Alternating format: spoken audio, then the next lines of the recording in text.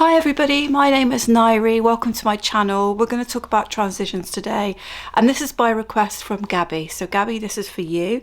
If you'd like a request of a particular subject around adoption and fostering childhood trauma, go to my community page and you can pop an idea on there and I'll try and work through it on the order. So transitions, what are they? Well, a transition is moving from one place to another, having some change, things being different for the child. So what transitions could you have? Well, the obvious one is coming from the foster carer to you. That's a big one, and I've just done a video on placement day, so I'll touch on some of the subjects I might touch on here for that. Then you have the transition for going from you into another place like nursery, early years type provision.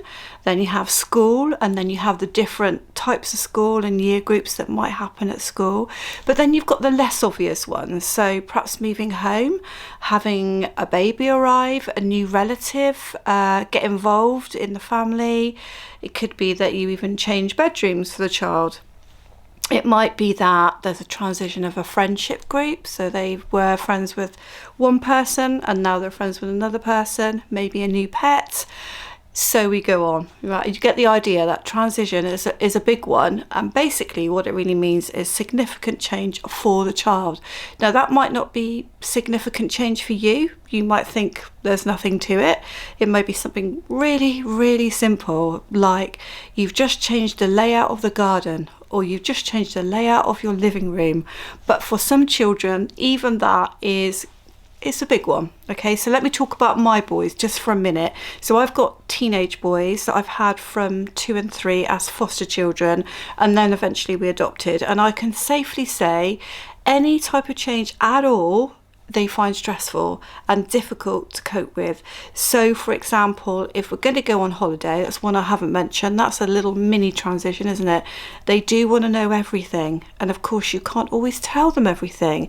So the big thing about transition is you can't always prepare the child fully, and because you may not know what's going to happen. So if they are going from, say, nursery into school, you may have been given some idea of what the school's going to do, but you don't 100% know what the teacher's like or the other children are like, because perhaps the school is new to you as well. So it's quite difficult to try and pave the way for children and reduce their anxiety when it comes to transition. It's quite difficult, but here's a few tips for you, okay? So some of the techniques that we've used in the past are, when they were very young, we used to almost prepare our own mini booklets with the information in for the child. Now, it wouldn't be a booklet or an information thing like you would expect with lots of writing. It would mainly be down to photos.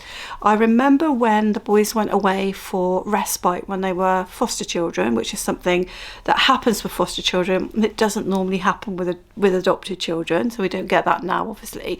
But when they went away for respite, we had a countdown of the days of how long they were going to be there for. And we had made stuff from home. We put little pictures in of our pets and things at home and said, 14 days you're away for respite. I'm sure it wasn't 14 days, but we had a countdown of 14 days and had a little picture on each of them, and they could either tear out the pages when they'd done that day or tick it off, but they knew then time factors involved. So some of the problems that you have with children who are about to go into a big change is them not understanding time. And I'd say my younger son still doesn't get time. He doesn't he doesn't always know the difference between 2 weeks and 3 months, and he's in his teens. So one of the bigger things with transition is anticipation of the event. So if you're leading up to a transition, say it's going to nursery, or obviously coming from fostering into adoption is different because that transition is called introductions, so that's very different. And Gabby, it might be that that's what you actually wanted me to talk about. If it is, let me know in the comments and I'll cover that as a specific thing. But one of the problems is them not understanding when it's going to happen and building themselves up with huge anxiety. So what you can do is produce a little booklet, a little calendar where you tick days off, and you're able to follow through with pictures and images to help them know when it's going to happen. Because the good thing about that is they're not then worrying 3 months before something's going to happen. when they think they've got in their mind it's happening soon, when actually it's not happening soon, because you want to reduce the anxiety around transition, because this is basically why things go wrong. Well, they do in our house anyway, because our adopted boys are very fearful of change and what's going to happen to them. And so they get huge amounts of anxiety. And for the older one, that looks like withdrawing. And for the younger one, that looks like meltdowns. So if you can reduce the anxiety by clearly showing them when you think it's going to happen, and then when they get there, what you think is going to happen. So let's move to that.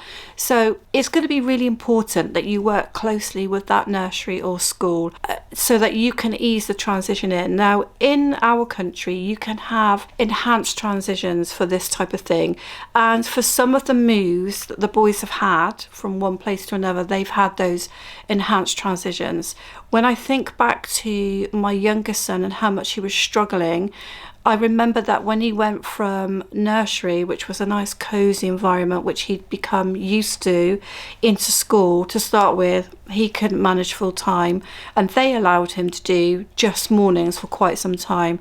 So you need a place, whether that be a nursery, a school, a club, or even a relative, anything, activity, if there's going to be change, where they will work really closely with you, and they will accept that perhaps your son or daughter cannot go with the status quo. They cannot do the amount of time the other children are doing. And the biggest mistake we make for our adopted children sometimes is to try and normalise the way they are and not accept that they have higher levels of anxiety. Therefore, they need to be catered for much more closely when it comes to transitions and given a lot more support. So you need schools and nurseries that are prepared to do that. And if you find the school or nursery is very much, well, this is what we do and this is how we do it, and they will be fine, I'm telling you, that's not the place for you. Move on, find somewhere else. Something else that we used to do with our boys, and actually sometimes still do, believe it or not, as teenagers, is have that significant toy or item. Bobby and Ben, the donkey and the dog, were something that the boys picked up on when they first came to live with us as foster children. They sort of singled out their own cuddly toys. We had a few laying around, and they singled them out from our house and they clung hold of them to their dear life. And you know what? That is still, when my son is 13, a toy that he carries around the house now. My older son has since put it away within the last year, but we used to use those toys as something that would remind them that they're coming back home, because again, a lot of the problems around transition is anxiety and fear of where you're going to be. Bear in mind that our children have had so much change, have had so much trauma, and now they have you, and then they're building attachment. God willing, they're building attachment. And then you say to them, that's great, we're doing really well. Guess what? We're going to be going to nursery. Isn't that exciting? Well, for some children it might be, and for some children it might look like it is, but I can assure you that most adopted children, even if they're excited, even if they're ready for it, even if they're kind of really good with friends and peers, most adopted children are going to be anxious about leaving you. And why is that? They don't want to lose you. They don't know what you're doing during the day. They don't know if you're safe. They don't know if they're coming back to you, and they don't know when they're coming back to you. So if you have a toy that nursery or even school, and schools are a lot harder to convince of this, they can take that toy with them to school or nursery, and even if they have to put it up on the side so they can see it, it's a reminder of home, and a reminder of home is that they're coming back to you. So a transition toy, there is a video or a couple of videos on that on my channel. I'll try to remember to link it at the end or somewhere in this video. Just going to say thank you to Christine and Mary for being members with me, and I'm really excited that you're still members, and I hope to bring out a video just for you soon. So if you're interested in membership, please just check out that. Okay, moving on. So another transition that we've talked about already is the transition of having something new happen in the home. So a new baby, it might not be your new baby, but a new baby. So for example, I've become a grandparent a few times now since I've had the boys. I have found that that has been very, very unsettling for them, and it's big change big transition where they were the youngest ones and the ones that were having all the attention, and now there's a baby around and that baby is having all the attention. And I find that once the baby is actually born, the boys are really good around them. When the babies get a little bit older into toddlers and they're able to say more, be a bit more defiant, they're not so sure, particularly the younger one, because he cannot really identify with the fact that that child's still really young and therefore is learning. But when the baby is actually born, to be honest, a lot of anxiety subsides. But leading up to that, there's so many questions. When is it going to be born? I don't know. But surely the date was yesterday. Yes, but that's not what happens when babies are born. They come when they want. Oh. And then almost what's going to happen, as in the practical side of it and the natural side of childbirth. Obviously, my boys have got a much better idea that there is risk involved and maybe some not so nice things involved. So that will play on their mind, because they are very fond of my birth children who are adults, and obviously they don't want anything bad to happen to them. And sometimes they'll be like, well, I really want it to be a girl. Oh, I really want it to be a boy. And then when it's the opposite, there's a bit of a moaning around that. But I think, again, that's the element of control. They have no control over a grandchild coming into the family. So if they specify what sex they want it to be, and then change their minds about it, well, that's their prerogative to just be a little bit awkward over it. So again, some of the things that you think are going to be amazing transitions for your children, amazing changes, their new bedroom, a new bedroom being done out and kitted out in different colours and a different layout. These things that we think are really exciting, for some children are just really anxiety driven for them, because they want things to stay the same. And the reason for that is because they're beginning to settle with you, they're beginning to build their lives again, and they were already taken away from birth family, however bad that was, whether it was good or bad. Then they were taken away from a foster carer. That could have been a good experience or a bad one. It doesn't matter. It's still a change. And then they're with you. So the last thing they want is anything to spoil that, touch that, to take you away from them, to kind of break up their happy home. So when changes start to happen, new children arrive in the family, or bedrooms are turfed upside down, or even if you move house, that's a massive one, then that all brings anxiety, and what we're trying to do is reduce that down. So as well as having little books available for younger children, it's going to be obvious you need to talk very, very openly about these changes. And when you see anxiety building, say in an 8-year-old even, you have to try to second guess what it is, because sometimes it's not obvious. I talked about this in one of my other videos. We had a situation where my younger son was having a huge meltdown, to the extent that we just had to drive around in the car outside with him to calm him down, because he was beginning to break up the happy home. I couldn't think of what it was, but often with my boys it is school. Okay, so don't come at me. The whole homeschooling thing has been something considered and up until now disregarded, because of the fact that they struggle without structure. Therefore, we don't anticipate they would learn anything at home. So obviously I thought it was to do with school, because it generally was, but I'd been down that route with him and I hadn't got anything back from him. And we had a few months ahead, we were thinking of going to, I can't remember where it was, maybe it was France or maybe it was somewhere else, but we had a holiday coming. And again, on the surface, the boys were super excited about it.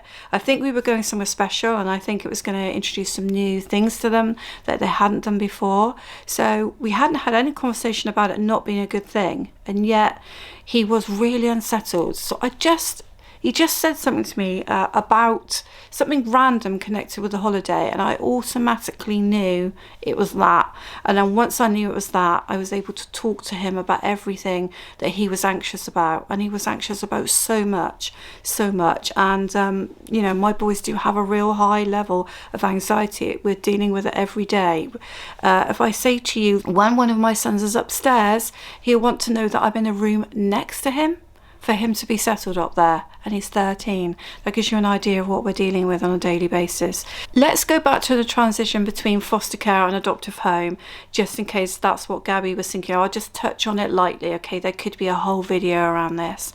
The most important thing to remember after placement day, which is a video I've done, is that everything is new and different, and even the lovely things that you provide for them, even the lovely times that you have with them, you've got to understand that the way that you come at a household, what you do, your routines, and everything you provide for the child is new and different, and it's going to take a long time for that transition to settle in. This is the biggest of all the transitions.